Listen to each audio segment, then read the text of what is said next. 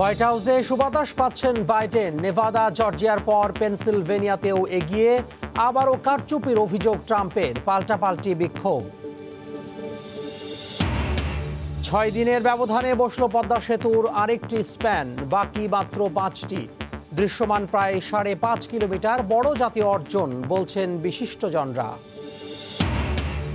120 kilometre টার্গেটে missile হামলা চালানোর যুদ্ধজাহাজ নৌবাহিনীতে।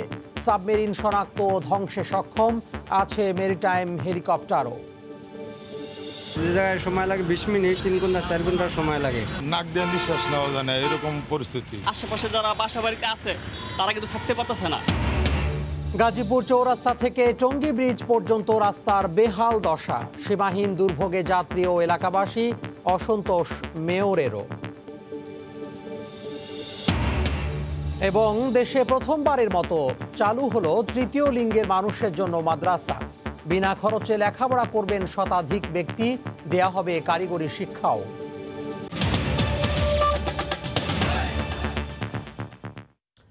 দেখছিলেন শিরোনাম। প্রবাসের সময় সঙ্গে আছি আমি তোহা খান তামিম। শুরুতেই মার্কিন প্রেসিডেন্ট নির্বাচনের খবর।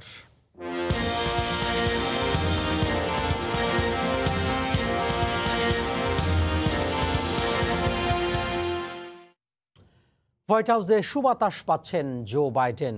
নেভাদা জর্জিয়ার পর পেনসিলভেনিয়াতেও এগিয়ে গেলেন তিনি।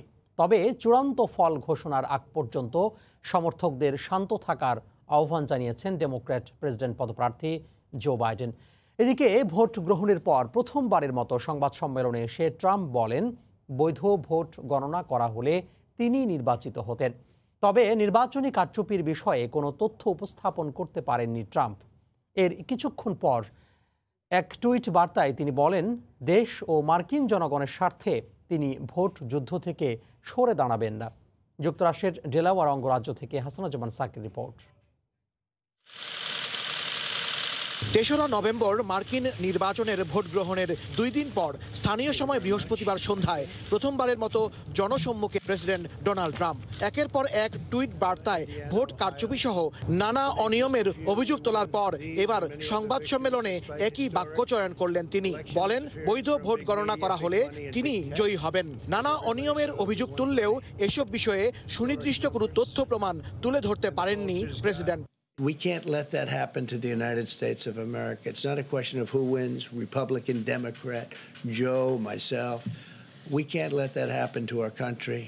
এদিকে চূড়ান্ত ফল প্রকাশ না হওয়া পর্যন্ত সমর্থকদের শান্ত থাকার আহ্বান জানিয়েছেন ডেমোক্র্যাট প্রেসিডেন্ট প্রার্থী জো বাইডেন। ভোট গণনা শেষ না হওয়া পর্যন্ত নিজেকে বিজয়ী ঘোষণা করবেন না বলেও জানান তিনি। It is the will of the voters. No one, not anything else, that chooses the President of the United States of America. কয়েকটি অঙ্গরাজ্যের চূড়ান্ত ফল প্রকাশে দীর্ঘসূত্রিতা হলেও নির্বাচন কর্মকর্তারা বলছেন, দ্রুততা নয়, সঠিকভাবে ভোট গণনার পাশাপাশি একটি স্বচ্ছ ফলাফল উপহার দেয়াকেই প্রাধান্য দেয়া হচ্ছে। এদিকে রিপাবলিকান ও ডেমোক্র্যাটদের পাল্টাপাল্টি বিক্ষোভে যুক্তরাষ্ট্র জুড়ে থমথমে পরিস্থিতি বিরাজ করছে। এর মধ্যেই ভোট গণনায় অনিয়ম সহ নানা অভিযোগে রিপাবলিকান প্রচারণা শিবিরের দায়ের করা একটি মামলা খারিজ করে দিয়েছেন মিশিগানের আদালত। আমার পিছনেই ডেমোক্র্যাট পার্টির নির্বাচনী সদর দপ্তর। সবকিছু যদি ঠিক থাকে, নির্বাচনী ফলাফল এবং ভোট গণনা যেভাবে এগোচ্ছে, তাতে করে এটি বলাই যায় এই অঞ্চলের মানুষটি আগামী কিছুদিনের মধ্যে রাজধানী ওয়াশিংটন ডিসির হোয়াইট হাউসের নতুন অধিকর্তা হয়ে যাচ্ছেন। হাসানুজ্জামান সাকি, সময় সংবাদ, উইলমিংটন, ডেলাওয়ার। মার্কিন নির্বাচনের সবশেষ খবর জানাতে এই মুহূর্তে যুক্তরাষ্ট্রের ক্যালিফোর্নিয়ায় আছেন লস্কর আল মামুন। আমরা সরাসরি যুক্ত হব তার সঙ্গে। মামুন। ধন্যবাদ তোহা খান। আপনি যেমনটি বলছিলেন, মার্কিন যুক্তরাষ্ট্রের নির্বাচনের এই মুহূর্তে অর্থাৎ ফলাফলের প্রায় শেষ প্রান্তে, এই মুহূর্তে যে কোনো সময়ই ঘোষণা হতে পারে মার্কিন যুক্তরাষ্ট্রের সবশেষ ফলাফল। আর সেই ফলাফলের অপেক্ষায় রয়েছে মার্কিন জনগণ। অর্থাৎ জো বাইডেন একেবারে জয়ের দ্বার প্রান্তে রয়েছে। ফলাফল ঘোষণার সঙ্গে সঙ্গেই তিনি হতে যাচ্ছেন মার্কিন যুক্তরাষ্ট্রের 46তম প্রেসিডেন্ট। এদিকে মার্কিন যুক্তরাষ্ট্রের এই নতুন প্রেসিডেন্টকে অভিবাদন এবং স্বাগত জানাতে পুরো মার্কিন যুক্তরাষ্ট্রের জনগণ এক অধীর আগ্রহে অপেক্ষা করে আছে, প্রতীক্ষার প্রহর গুনছেন। পাশাপাশি যুক্তরাষ্ট্রের ক্যালিফোর্নিয়া অঙ্গরাজ্যে এখানকার প্রবাসী বাংলাদেশিরাও তাদের সেই প্রেসিডেন্টকে বরণ করে নেওয়ার জন্য বিজয় মিছিলের প্রস্তুতি নিচ্ছেন। সবকিছু একটি রব বিরাজ করছে, একটা শ্বাস রব বিরাজ করছে সর্বত্র। এমন একটা অবস্থায় প্রেসিডেন্ট ডোনাল্ড ট্রাম্প অবশ্য টুইট করেছেন, তিনি কিন্তু নির্বাচনের এই শেষ মুহূর্তে এসেও তিনি ফলাফলের শেষ মুহূর্তে এসেও তিনি কিন্তু বলেছেন মার্কিন জনগণের স্বার্থে তিনি কিন্তু ভোট যুদ্ধ থেকে সরে দাঁড়াবেন না। যদিও তিনি মার্কিন আদালতে বিষয়টি মামলা করেছেন এবং সেটি কিন্তু এখনো কোনো সুরাহা হয়নি। তারপরও এদিকে ফল প্রকাশ যতই বেড়ে চলেছে ততই কিন্তু জো বাইডেনের যে ফলাফল সেটি আরো বড় আকার হচ্ছে, অর্থাৎ বড় ধরনের একটি বিজয়ের পথে জো বাইডেন এগিয়ে চলছেন। এবং এরই মধ্যে আপনার মাধ্যমে জানিয়ে রাখতে চাই, মার্কিন যুক্তরাষ্ট্রের এই যখন ফলাফলের সে অবস্থা, তখন কিন্তু মার্কিন যুক্তরাষ্ট্রের দুই যে চিরপ্রতিদ্বন্দ্বী দল ডেমোক্র্যাট এবং রিপাবলিকান দুই শিবিরেই কিন্তু লোকজন রাজপথে রয়েছে। তারা তাদের নিজ নিজ প্রার্থীর পক্ষে এখনো সমর্থন জানাচ্ছেন এবং শেষ পর্যন্ত তারা থাকবেন এমনটি আশাবাদ প্রকাশ করেছেন। তবে বিচ্ছিন্ন কয়েকটি ঘটনা ছাড়া মার্কিন যুক্তরাষ্ট্রের নির্বাচনের এই সফল ফলাফলের ঘোষণার মধ্য দিয়ে যুক্তরাষ্ট্রের একটি সফল নির্বাচনের পরিসমাপ্তি ঘটে যাচ্ছে এবং সেটি যে কোনো মুহূর্তে হতে পারে। নির্বাচন কমিশন সূত্রে যে খবর পাওয়া গেছে তাতে নেভাদা অঙ্গরাজ্য, অ্যারিজোনা অঙ্গরাজ্য, জর্জিয়া এবং পেনসিলভেনিয়ার ফলাফল ঘোষণা হতে পারে যে কোনো মুহূর্তে।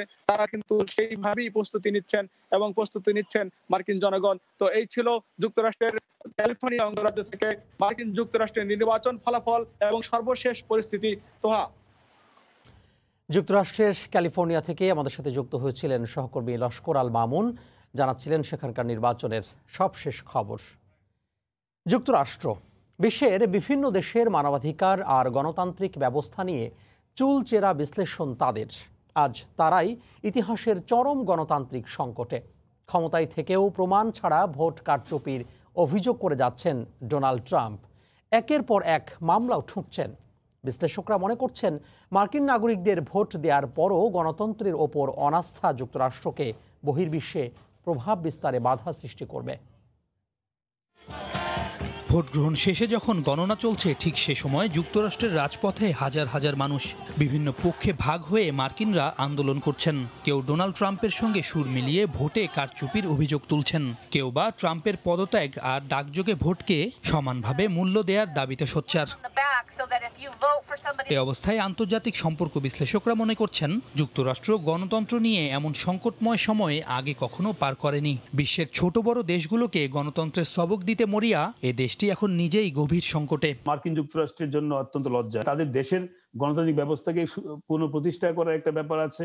একই সঙ্গে বহির্বিশ্বে মার্কিন যুক্তরাষ্ট্রের যে গণতান্ত্রিক বিভিন্ন যে তারা বক্তব্য রাখেন এবং বহির্বিশ্বে তাদের যে পররাষ্ট্রনীতির লক্ষ্য হিসেবে এক ধরনের গণতন্ত্র প্রতিষ্ঠার কথা বলেন, সেখানে কিন্তু এক ধরনের ক্রেডিবিলিটির সমস্যায় মার্কিন যুক্তরাষ্ট্র ভুগবে এবং এক ধরনের মোরাল ক্রাইসিস, একটা নৈতিক সংকট তাদের তৈরি হবে। এই বিশ্লেষক আরো মনে করেন ট্রাম্প যতই অভিযোগ করেন না কেন, শেষ পর্যন্ত তা ধোপে টিকবে না। সিনেট রিপাবলিকানদের দখলে থাকার সম্ভাবনা আছে, ফলে সেখানেও অনেক রাজনৈতিক অচলাবস্থা হবে। সেটি আসলে একটা দেশের গভর্নেন্সের অংশ।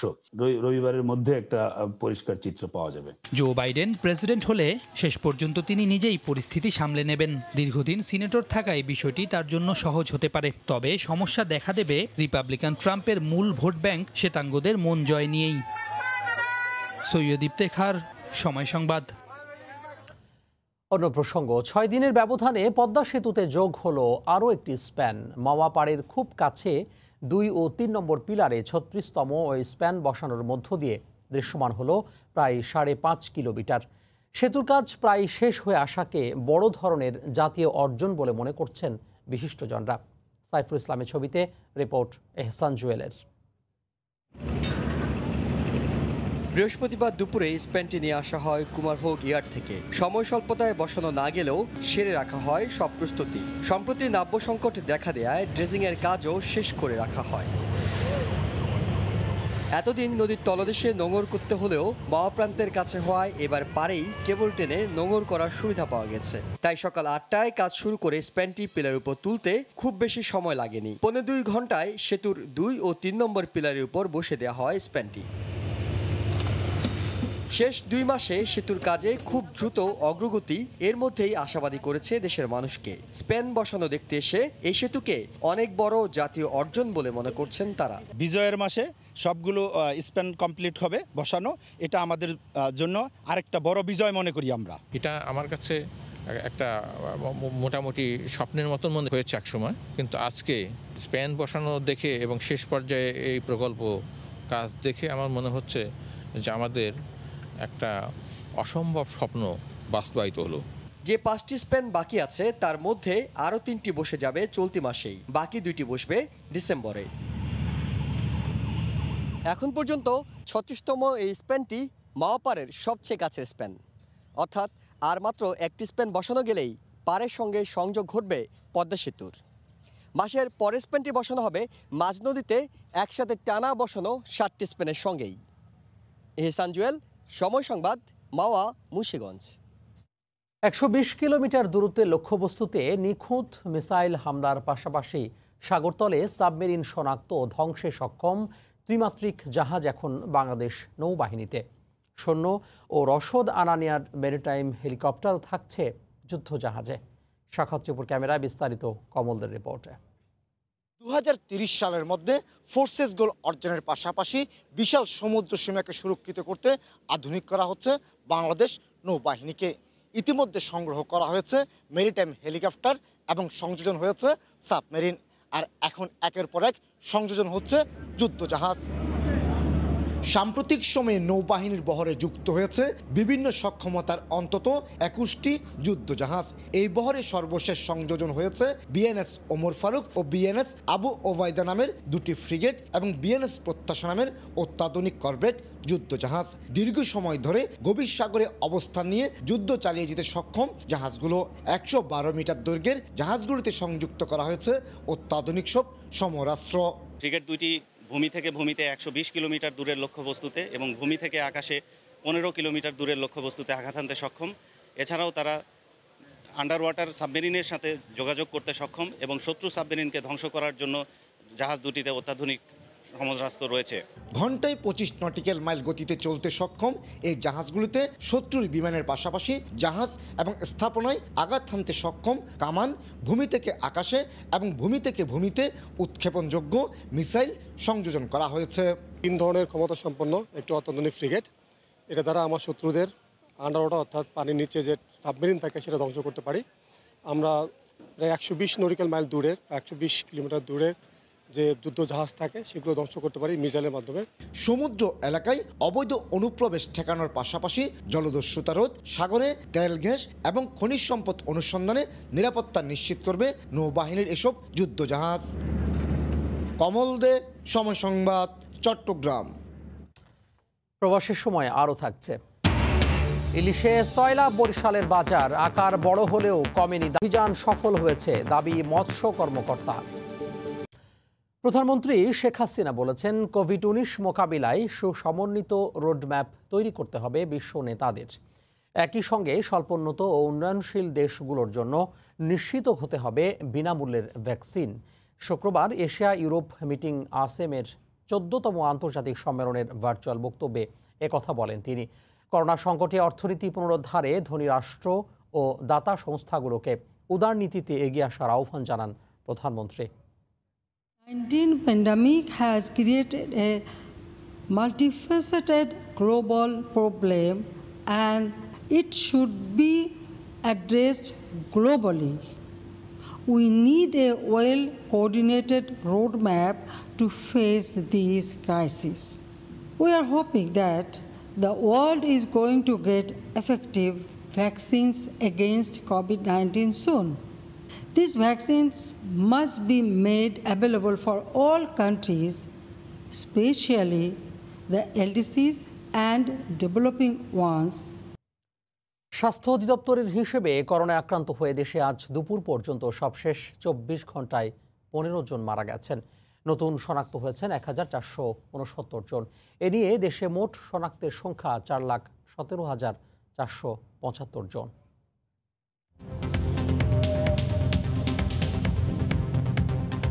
দেশে একদিনে নমুনা পরীক্ষা করা হয়েছে 13,747 জনের। এ পর্যন্ত মোট নমুনা পরীক্ষা করা হয়েছে 24,18,423 জনের। 24 ঘন্টায় নতুন শনাক্ত হয়েছেন 1,469 জন। এ নিয়ে দেশে মোট রোগীর সংখ্যা 4,17,475 জন। 24 ঘন্টায় মারা গেছেন 15 জন। এ পর্যন্ত করোনা আক্রান্ত হয়ে মারা গেলেন 6,036 জন।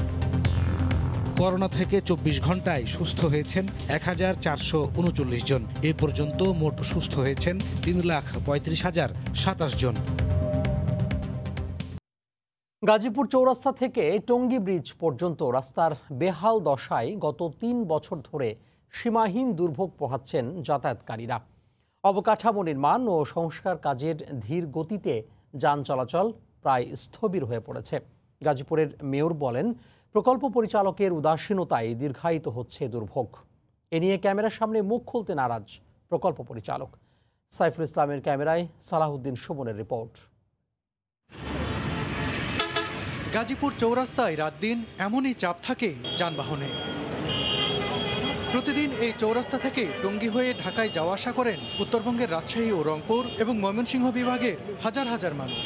দীর্ঘ পথ পেরিয়ে গন্তব্যস্থল ঢাকা যখন একেবারেই হাতের নাগালে, তখনই যাত্রীদের মুখোমুখি হতে হয় দুর্ভোগের। ময়মনসিংহতে যে সময় আসি গাজীপুর চৌরাস্তা, এর চেয়ে ডাবলের উপরে সময় লাগে আমরা ঢাকা বসে। রাস্তা ভাঙা, বড় গাড়ি যাইতে পারে না, ছোট গাড়িও যাইতে পারে না। একই সাথে এই রাস্তায় চলছে সম্প্রসারণ, সংস্কার ও এলিভেটেড এক্সপ্রেসওয়ের অবকাঠামো নির্মাণের কাজ। মাত্র 13 কিলোমিটার পথ পাড়ি দিতে সময় লাগছে 1.5 থেকে 2 ঘন্টা। এই ভাঙ্গা রাস্তার মধ্যে অটো, সিএনজি, লেগুনা এগুলো লেগে আমরা গাড়ি নিয়ে যাইতে পারি না। উত্তরা এয়ারপোর্ট থেকে জয়দেবপুর পর্যন্ত রাস্তার উন্নয়ন কাজ শুরু হয় 2018 সালে। কাজ শুরুর পর এই রাস্তার টঙ্গী ব্রিজ থেকে গাজীপুর চৌরাস্তা পর্যন্ত ক্রমেই ভয়াবহ হয়ে ওঠে। ধুলাবালিতে আশেপাশে যারা বাসা বাড়িতে আছে তারা কিন্তু থাকতে পারতেছে না। প্রজেক্টে যে ডিজাইন করেছে তাদের একটি ভুল আছে এবং যেখানে যে পিডি আছে তারা এই কাজটা সেইভাবে, তারা কন্ট্রাক্টরকে সেইভাবে চাপ দিয়ে কাজটা করায়নি। 3 বছর হয়ে গেছে কিন্তু রাস্তার 1 কিলো পর্যন্ত এখনো তারা সমাপ্তি করেনি। এ বিষয়ে কথা বলার জন্য সংশ্লিষ্ট কাজের প্রকল্প পরিচালকের সঙ্গে যোগাযোগ করা হলে তিনি ক্যামেরার সামনে আসতে রাজি হননি। রাস্তা সম্প্রসারণ, সংস্কার কিংবা অবকাঠামো নির্মাণে রাজপথে কিছুটা দুর্ভোগ হতেই পারে, সেটি মেনেও নেন সাধারণ মানুষ। কিন্তু এসব কাজে যখন অতিমাত্রায় দীর্ঘসূত্রিতা হয়, তখনই বাড়ে দুর্ভোগ, দেখা দেয় নানান প্রশ্ন। গাজীপুর চৌরাস্তা থেকে টঙ্গী পর্যন্ত রাস্তায় যে সীমাহীন দুর্ভোগ, তা লাঘবে অতি দ্রুত কার্যকর ব্যবস্থা নেওয়া হবে, এমনটাই প্রত্যাশা সাধারণ মানুষের। সালাউদ্দিন সুমন, সময় সংবাদ, গাজীপুর। হযরত শাহজালাল আন্তর্জাতিক বিমানবন্দরে একটি ফ্লাইট থেকে কাস্টমস গোয়েন্দা ও তদন্ত অধিদপ্তর প্রায় 8 কেজি স্বর্ণ আটক করেছে। আগে পাওয়া তথ্যের ভিত্তিতে শুক্রবার সকালে দুবাই থেকে আসা বাংলাদেশ বিমানে BG 248 ফ্লাইটে 4 ঘন্টা তল্লাশি চালানো হয়। এ সময় ফ্লাইটের টয়লেট, টিস্যু পেপার রাখার বাক্সের নিচে অভিনব উপায়ে লুকানো 68টি স্বর্ণের বার পাওয়া যায়। প্রায় 7 কেজি 900 গ্রাম ওজনের বারগুলোর আনুমানিক বাজার মূল্য 4 কোটি 73 লাখ টাকা।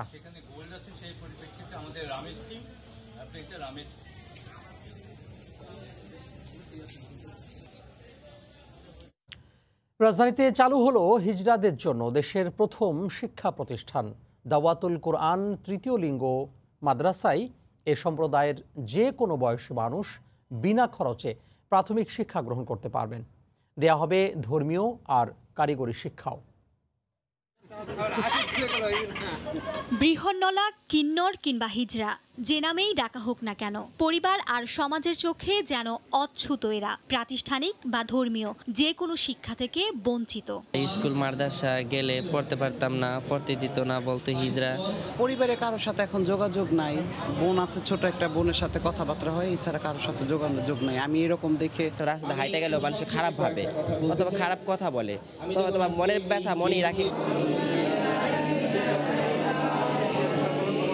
শুক্রবার সে চিত্র পাল্টানোর পথে কিছুটা হলেও হাঁটল দেশ। তৃতীয় লিঙ্গের মানুষের মাঝে শিক্ষার আলো ছড়িয়ে দিতে চালু হলো মাদ্রাসা, যেখানে বিনা খরচে ধর্মীয় শিক্ষার পাশাপাশি কারিগরি শিক্ষায় শিক্ষিত হওয়ার সুযোগ পাবেন তারা। কামরাঙ্গীচরের এই মাদ্রাসায় দেশের বিভিন্ন প্রান্ত থেকে আসা শতাধিক মানুষকে পাঠদান করা হবে বলে জানান আয়োজকরা। স্কুল, কলেজ, ভার্সিটি, মাদ্রাসা কোনো শিক্ষা প্রতিষ্ঠান ওরা স্বতন্ত্রভাবে যেতে পারে না।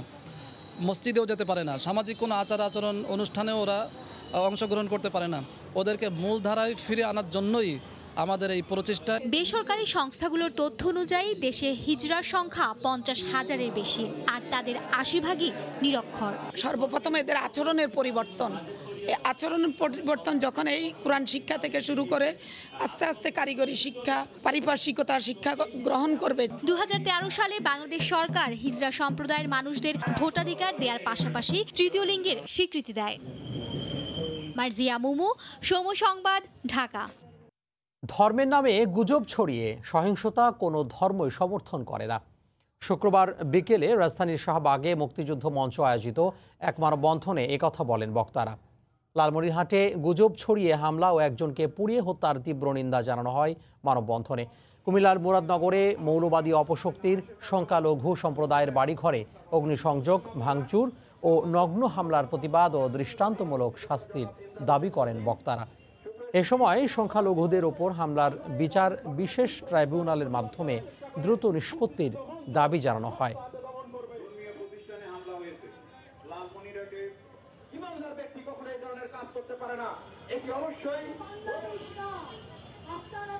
প্রশাসন যদি প্রথমে সতর্ক থাকে তাহলে আমার মনে হয় এই ধরনের ঘটনা ঘটতে পারে না।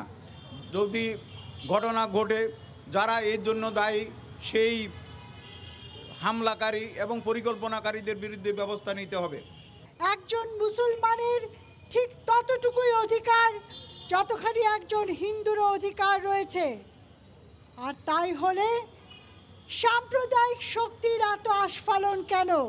গুজব ইসলামের দৃষ্টিতে অত্যন্ত নিন্দনীয় কাজ, কিন্তু আমরা দেখতে পাচ্ছি কি সেই ইসলামের নামে গুজব ছড়ায়া মুসলমানের উপরে হামলা হচ্ছে, নমাজি ব্যক্তির উপরে হামলা হচ্ছে।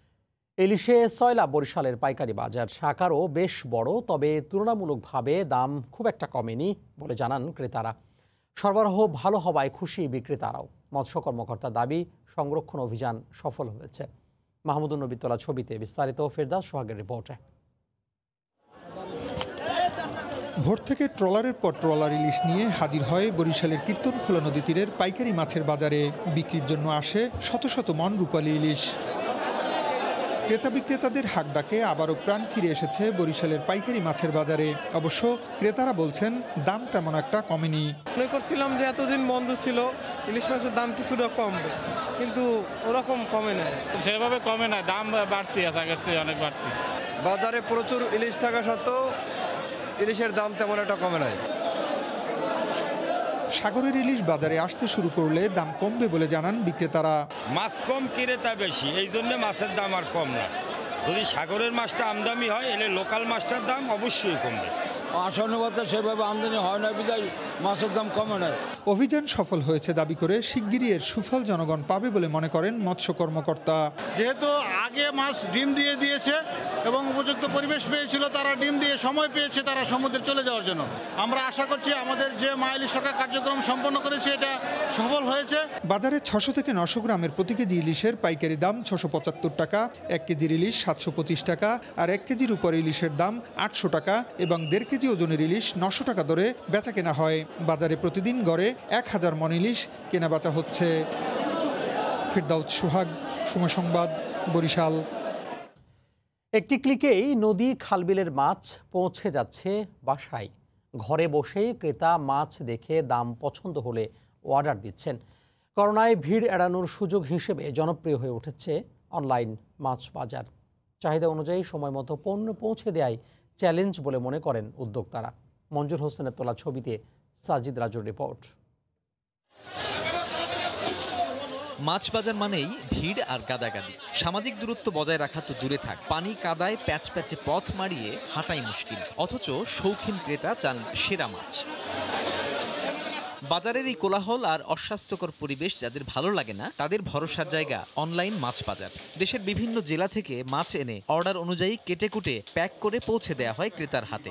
আস্থা ও বিশ্বাসী অনলাইনে কেনাকাটার ভিত্তি উল্লেখ করে ক্রেতারা বলছেন, পেশাদারিত্ব বজায় রাখতে পারলে বাড়বে ব্যবসার পরিধি। বাজারে গেলে তো ক্রাউডেড প্লেস, সেখানে আপনার অনেকের সাথেই সাক্ষাৎ হচ্ছে যারা হয়তো মাস্ক পরতেছে না বা পড়লেও ওইভাবে পড়তেছে না। এখন কে করোনা রোগী কে না, আর ডিস্টেন্স মেনটেন করাও মুশকিল। এর জন্য আমাদের যে একটা হ্যাসেল, সেই হ্যাসেলটা থেকে বাঁচতেছি। আর সুবিধাটা হচ্ছে একটা হচ্ছে মাছটার কোয়ালিটিটা এনশিওর হয়, যেটা বেছে মাছটা আনে, আরটা হচ্ছে ওয়েটটা। হ্যাঁ, এটা নির্ভর করে যে সাপ্লাই দিচ্ছেন তার ইন্টিগ্রিটির উপর। উনি যে সৎ হন তাহলে বেস্ট ফিশটা পাওয়া যাবে। করোনাকালে জনপ্রিয় হওয়া এই বাজারে ব্যবসার সুযোগের পাশাপাশি বাড়ছে প্রতিযোগিতাও। বাংলাদেশের প্রেক্ষাপটে অনলাইন বিজনেস করোনা একটা আশীর্বাদ, কারণ আপনার সেরাটা আপনি বুঝবেন কিভাবে। করোনার কারণে মানুষ বাসায় আসতে পারে নাই, কাউকে না কাউকে বিশ্বাস করছে। অনলাইনে যারা এই বিশ্বাসটা ধরে রাখতে পারছে তারাই গেন। অনলাইনে মাছ সেল করাটা অন্য যে কোনো পণ্যের চাইতে অনেক বেশি চ্যালেঞ্জিং, কারণ মাছ হলো নিত্য প্রয়োজনীয় পণ্যের মধ্যে সবচেয়ে বেশি পচনশীল পণ্য। আমরা যেহেতু প্রাকৃতিক উৎসের মাছ বিক্রি করি, তাই গ্রাহকের চাহিদা অনুযায়ী মাছের আকার ওজন অনুযায়ী সংগ্রহ করা খুবই চ্যালেঞ্জিং। এক একজন উদ্যোক্তার অনলাইন প্ল্যাটফর্ম থেকে প্রতিদিন কমপক্ষে 20 থেকে 25 ডেলিভারিতে গড়ে 50 কেজি মাছ বিক্রি হয়। সাজিদ রাজু, সময় সংবাদ, ঢাকা। নগর হাটগুলোতে শীতের সবজির সরবরাহ বেড়েছে। তাজা শাক সবজি কৃষকরা সরাসরি ক্ষেত থেকে তুলে হাটে বিক্রি করছেন। সরবরাহ বাড়ায় গত সপ্তাহের চেয়ে কেজিতে 10 থেকে 15 টাকা পর্যন্ত কমেছে সবজির দাম। শীতের নানা জাতের সবজি কৃষকরা ক্ষেত থেকে তুলে বিক্রির জন্য হাটে আনছেন ভোরেই। নওগাঁর বদলগাছির কোলাহাটে বেড়েছে সবজির সরবরাহ বাড়ায় গেল সপ্তাহের চেয়ে কেজিতে 10 থেকে 15 টাকা কমেছে দাম। চাষিরা বলছেন সরবরাহের তুলনায় পাইকার না থাকায় কম দরে বিক্রি করতে হচ্ছে সবজি। পটল নিয়ে আসলাম 1500 1500 টাকা দাম বলেছে, গত 1700 1800 টাকা বাজার বেচা কেনা হয়েছে। ফুলকপি প্রতি পিসে 10 থেকে 15 টাকা কমে আসছে। লাউয়ের বাজার ভান্ডারপুর থেকে একটু কম। শীত বাড়ার কারণে সবজি বাড়তির দিকে, এই জন্য একটু সবজির দাম কম। পটল প্রতি কেজি 40 টাকা, বেগুন 40 টাকা, মূলা 35 টাকা, সিম 90 টাকা, লাউ পিস 20 থেকে 25 টাকা, বরবটি 50 টাকা কেজি, ফুলকপি 25 টাকা পিস। সপ্তাহে 40 থেকে 50 লাখ টাকার সবজি বেচা কেনা হলেও হাটের জায়গা না থাকায় ভোগান্তিতে পড়তে হচ্ছে বলে জানান হাট সমিতির নেতা। স্কুল মাঠ, কলেজ মাঠে হাট বসে, হাটে কাদা পানি হয়, এখানে জায়গার কিছু প্রয়োজন। জায়গা নিলে হাটটা আরও উত্তরোত্তর দিন দিন উন্নত হয়, সরকারের রাজস্বও বাড়ে যায়। সপ্তাহে মঙ্গলবার ও শুক্রবার সবজির পাইকারি এ হাট বসে। জেলা কৃষি বিভাগের তথ্যমতে চলতি মৌসুমে 14,000 হেক্টর জমিতে শীতের নানা জাতের সবজির চাষ হয়েছে। আর এসব সবজি ক্ষেত থেকে তুলে প্রান্তিক এসব হাটে বিক্রি করে থাকেন চাষিরা। নওগাঁর বদলগাছির কোলাহাট থেকে এমআর রকি, সময় সংবাদ। যে পণ্য কারো কাছে পরিত্যক্ত, ব্যবহার অনুপযোগী, সেই একই পণ্য আবার অনেকের কাছে মহামূল্যবান। এমনকি কয়েক যুগ ধরে এমন পণ্য বিক্রির জন্য গড়ে উঠেছে প্রসিদ্ধ বাজারও। এখানে 1000 টাকার সামগ্রী মেলে 10 টাকায় অথবা তার থেকেও কম দামে। এমন চমকপ্রদ পণ্য কেনাবেচার এক বাজারের গল্প তুলে এনেছেন রাশেদ বাপ্পি, ছবি তুলেছেন সোলাইমান স্বপন।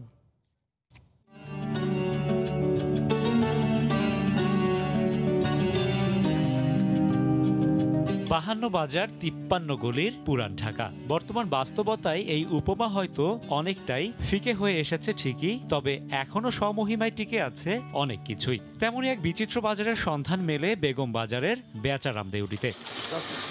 এখানে ভোরের আলোকে পেছনে ফেলে শুরু হয় কর্মব্যস্ততা। শুধু বিক্রি নয়, এই বাজারের দোকানের অপেক্ষা কাঙ্ক্ষিত পণ্য ক্রয়েরও। অভিজাত শপিং মল যাদের কাছে স্বপ্ন, এমনকি ভাগ্য বিড়ম্বনায় ফুটপাতের পণ্য ক্রয় ক্ষমতার বাইরে, সেসব মানুষের ভরসার কেন্দ্র এটি। এটা তো নতুন মনে করেন তো 4-500 টাকা হইব, আর এদের ভিতরে মনে 30-40 টাকা, 50 টাকা, 60 টাকা আরম বেশি। রিক্সাওয়ালা কিনে, লেবারে কিনে, মিন্তি কিনে, দোকানে কর্মচারীরা কিনে, এই 10 টাকা 15 টাকা কিনে, 20 টাকা বেশি। মেসে থাকে, নতুন একটা কিনলে চোরে লইয়ে যায়, যায় কাজে এদিকে চোরে নিয়ে যায়। তা পুরনটা কিনে নিলে মেসে রাখে, আর কেউ নেয় না। নেই চকচকে মনোগ্রাম, দামি মোড়কের আচ্ছাদন কিংবা পুতুল রানীতে সাজানো প্রদর্শনী। অধিকাংশ পোশাকই রংহীন বিবর্ণ, তবুও কারো না কারো মনের কোণে রংধনুর রং ছড়ায় পণ্যগুলো। প্রাচীন বিনিময় প্রথাই এখানকার পণ্যের মূল উৎস। তবে সব থেকে আশ্চর্যের বিষয় হচ্ছে এখানে ফেলনা নয়, ছেঁড়া কিংবা নষ্ট কাপড়টিও। নষ্ট মাল দিয়ে এই যে কারখানায়, এই যে রিক্সার গ্যারেজে এটি এখানে যায়, এটি দা পোষা আর কি, কালি ঠালি পোষার। 20 বছরই ব্যবসা করতেছি। তো পুরাতন কাপড় পুরানা ফেরিয়ালরা বাসা বাড়িতে আনার পরে আমরা কিনে রাখি। এটি 3টা শার্ট বিচ্ছি 60 টাকা, আর 2টা লুঙ্গি এখন কিলো। লুঙ্গি দেখতেছি পছন্দ হইতেছে না। ঠিক কবে থেকে বেচারাম দেউরিতে এমন কাপড়ের দোকান গড়ে ওঠে সেই প্রশ্ন নিয়ে রয়েছে নানা মুনির নানা মত। তবে অনেকেরই অনুতাপ পূর্বের জৌল সারিয়ে আজ ছেঁড়া কাপড়ের মতোই বিবর্ণ এই বাজার।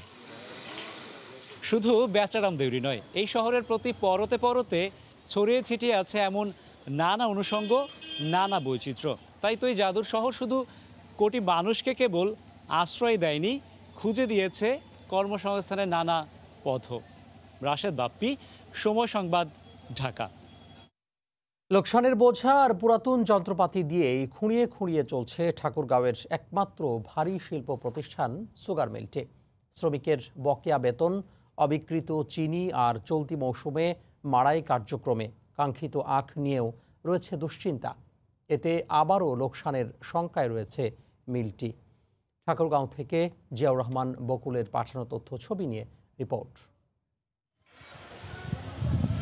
উত্তরের জেলা ঠাকুরগাঁয়ের একমাত্র ভারী শিল্প সুগার মিল। চলতি মৌসুমে আখ মাড়াই কার্যক্রম সফল করতে পুরাতন যন্ত্রপাতি মেরামতে ব্যস্ত সময় পার করলেও 5 মাস ধরে 6 শতাধিক শ্রমিকের বেতন বকেয়া থাকায় কাজেও রয়েছে তাদের অনীহা।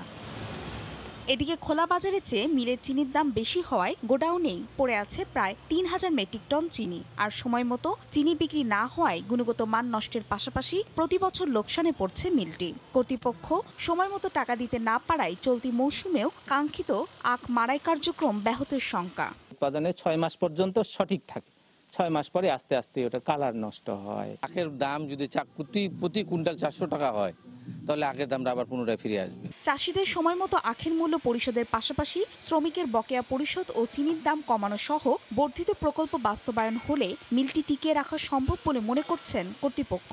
আমরা এই সময় মতো টাকা কিংবা উপকরণগুলো যদি সরবরাহ করতে না পারি, ওই চাষিরাও তাদের পারিবারিক বিভিন্ন ব্যয় নির্বাহ করার জন্য তারাও সমস্যায় পড়ে। এখন সরকার যদি মন্ত্রণালয় থেকে একটা চিনি রেটটা কমাইলে চিনি বিক্রি হবে, আমাদের চিনি বিক্রি হইলে আমরা বেতন দিতে পারবো, আমাদের এই যে বিভিন্ন খরচ দিয়ে আমরা বহন করতে পারবো। 1998 থেকে 59 মৌসুমে মিলটি চালুর পর এ পর্যন্ত লোকসান হয়েছে 620 কোটি টাকা আর ঋণগ্রস্ত 271 কোটি টাকা। সময় সংবাদ, ঠাকুরগাঁও। সাপ্তাহিক ছুটির দিনে কক্সবাজারে সৈকতে ভিড় করছেন হাজার হাজার পর্যটক। আনন্দ আর হৈহুল্লোড়ে কাটছে তাদের সময়। কিন্তু করোনা পরিস্থিতিতে স্বাস্থ্যবিধি মানার বালাই নেই। মাস্ক পরা নিয়েও নানা অজুহাত, আর সাইনবোর্ডে নির্দেশনা টাঙিয়েই দায়িত্ব শেষ প্রশাসনের। আরও জানাচ্ছেন সুজাউদ্দিন রুবেল।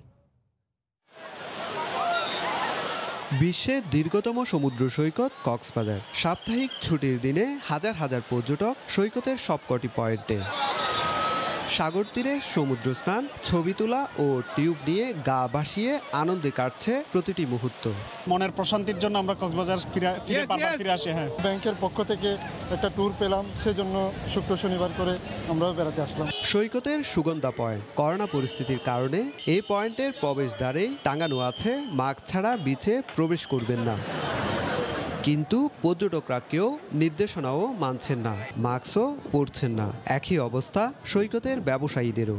মাস্ক আছে, হোটেলে রেখে আসছি, কিছু বলে না তো। স্বাস্থ্যবিধি মেনে চলতে প্রশাসনের প্রচারণামূলক মাইকিং করার কথা থাকলেও সৈকতে তা দেখা যায়নি। তবে ট্যুরিস্ট পুলিশ বলছে পর্যটকদের সচেতন করতে কাজ করছেন তারা।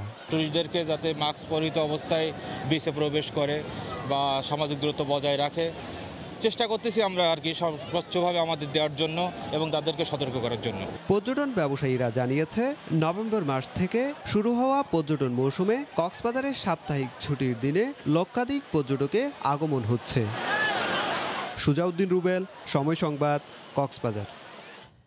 ঢাকা বিশ্ববিদ্যালয়ের মুক্ত আকাশে উড়ল শত শত পাখি।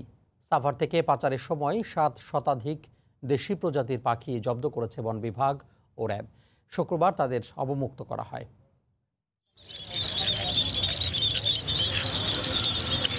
পাখির কলকাকলি এখন আর ঘুম ভাঙায় না। ইট কাঠের নগর তো বটেই, গ্রামের সবুজ অরণ্য থেকেও পাখিদের কেড়ে নিচ্ছে পাচারকারী আর শিকারীরা। বৃহস্পতিবার সাভার থেকে পাচারের সময় 700-র বেশি পাখি জব্দ করে বন বিভাগ। শুক্রবার সকালে তাদের আনা হয় ঢাকা বিশ্ববিদ্যালয়ের কার্জন হলে। র্যাবের ভ্রাম্যমাণ আদালত ও বন বিভাগের কর্মকর্তারা কার্জন হলের সবুজ চত্বরে অবমুক্ত করেন ঘুঘু, টিয়া আর মুনিয়াদের। প্রতিদিন সকালে ঘুম থেকে ওঠার পর পাখির যে কলকাকলি শোনা যেত, তো আসলে শহরের জীবনে আসলে এটা পাওয়া যাচ্ছে না। দেখা যাচ্ছে যে দিনে দিনে পাখি বিলুপ্তির দিকে চলে যাচ্ছে। পাখিগুলো ছাড়ার যে মহতি উদ্যোগটা নেওয়া হচ্ছে, আমার মনে হয় যে এটা আমাদের পরিবেশের ভারসাম্যটা আর কি ফিরিয়ে আনতে সহায়তা করবে। বগুড়া ও কুষ্টিয়া থেকে একটি চক্র রাজধানী সহ সারা দেশে পাখি পাচারের সাথে জড়িত বলে জানায় র্যাব। সংঘবদ্ধ চক্র এই পাখিগুলি বগুড়া এবং কোস্টাল এলাকা থেকে নিয়ে এসে বেশ কিছুদিন যাবত ব্যবসা করছে। 4 জনকে আটক করে প্রত্যেককে 1 বছর করে বিনাশ্রম কারাদণ্ড আদেশ করা হয়েছে। এদিকে সব ধরনের পাখি কেনা বেচা দণ্ডনীয় অপরাধ জানিয়ে বন বিভাগের কর্মকর্তারা বললেন, বন্যপ্রাণী রক্ষায় বাড়তি নজরদারির কথা। বিভিন্ন আইন প্রয়োগকারী সংস্থা যারা আছেন বাংলাদেশে, তাদের সাথেই সমন্বয় করেই আমরা আসলে এই নজরদারিগুলো করে থাকি। বিশেষ করে আপনার যেসব হাট বাজারগুলো তৈরি হয়, সেই হাট বাজারগুলো কিন্তু আমাদের কন্টিনিউ একটা অভিযান আপনারা দেখেন। এশিয়া সহ গোটা বিশ্বেই গেল অর্ধশতকে আশঙ্কাজনক হারে কমছে পাখি। জলবায়ু পরিবর্তন ও আবাসন হারিয়ে বিলুপ্তির পথে থাকা বিভিন্ন প্রজাতির পাচার ঠেকানোর তাগিদ সচেতন নাগরিকদের। ওবায়দুল্লাহ মামুন, সময় সংবাদ, ঢাকা। লকডাউন না করে কোভিড-19-এর শুরু থেকেই ভিন্ন পথে হাঁটা সুইডেনে করোনা পরিস্থিতির দিন দিন অবনতি হচ্ছে। লকডাউন না করলেও করোনার দ্বিতীয় ধাপ মোকাবিলায় বিভিন্ন শহরে জনগণের চলাচলে কঠোর বিধিনিষেধ আরোপ করা হচ্ছে। সুইডেন থেকে বিস্তারিত জানাচ্ছেন শফিউল আলম। করোনার দ্বিতীয় ধাপ মোকাবেলায় ইউরোপের বিভিন্ন দেশ যেখানে লকডাউন যেতে শুরু করছে, সুইডেন সেখানে বিধিনিষেধ আরোপ করেই পরিস্থিতি নিয়ন্ত্রণের চেষ্টা করছে। সম্প্রতি করোনার সংক্রমণ বাড়তে থাকায় দেশটির 21টি অঞ্চলে 8টিতেই কঠোর বিধিনিষেধ আরোপ করা হয়। বিধিনিষেধ অঞ্চলভেদে রয়েছে ভিন্নতা। দেশটির রাজধানী স্টকহোমেও করোনার সংক্রমণ বাড়তে থাকায় বিধিনিষেধ আরোপ করা হয়। অপ্রয়োজনীয় ভ্রমণ থেকে বিরত থাকা সহ 2005 সালের আগে জন্ম নেওয়া যে কাউকে খেলাধুলার মতো ট্রেনিংয়ে অংশ না নিতে বলা হয়। গত 2-3 সপ্তাহ ধরে রোগীর পরিমাণ বাড়লেও এই প্রসারটা বেশিরভাগই ইয়াংদের মধ্যে, এখনো বয়স্কদের মধ্যে বা ওল্ড কেয়ার হোমগুলিতে কিন্তু এভাবে ইনফেকশনটা ছড়ায়নি। এদিকে দেশটির প্রধানমন্ত্রী স্টিফেন লফভেন এক করোনা রোগীর সংস্পর্শে আসায় সেলফ আইসোলেশনে রয়েছেন। তিনি এক ফেসবুক বার্তায় বলেন, আমরা সুস্থ রয়েছি, যত দ্রুত সম্ভব আমরা করোনা পরীক্ষা করাবো। তিনি জনগণকে করোনা পরিস্থিতি নিয়ন্ত্রণে সরকারের দেওয়া বিধিনিষেধগুলো মেনে চলার আহ্বান জানান। শফিউল আলম, সময় সংবাদ, সুইডেন। এই পর্যায়ে শীর্ষ সংবাদগুলো জানিয়ে দিব আরও একবার। হোয়াইট হাউসে সুবাতাস পাচ্ছেন বাইডেন। নেভাদা, জর্জিয়ার পর পেনসিলভেনিয়াতেও এগিয়ে। আবারও কারচুপির অভিযোগ ট্রাম্পের, পাল্টাপাল্টি বিক্ষোভ। 6 দিনের ব্যবধানে বসল পদ্মা সেতুর আরেকটি স্প্যান, বাকি মাত্র 5টি। দৃশ্যমান প্রায় 5.5 কিলোমিটার, বড় জাতীয় অর্জন বলছেন বিশিষ্টজনরা। এবং 120 কিলোমিটার টার্গেটে মিসাইল হামলা চালানোর যুদ্ধজাহাজ নৌবাহিনীতে। সাবমেরিন শনাক্ত ও ধ্বংসে সক্ষম, আছে মেরিটাইম হেলিকপ্টারও। এই ছিল প্রবাসের সময়। সঙ্গে থাকুন সময়।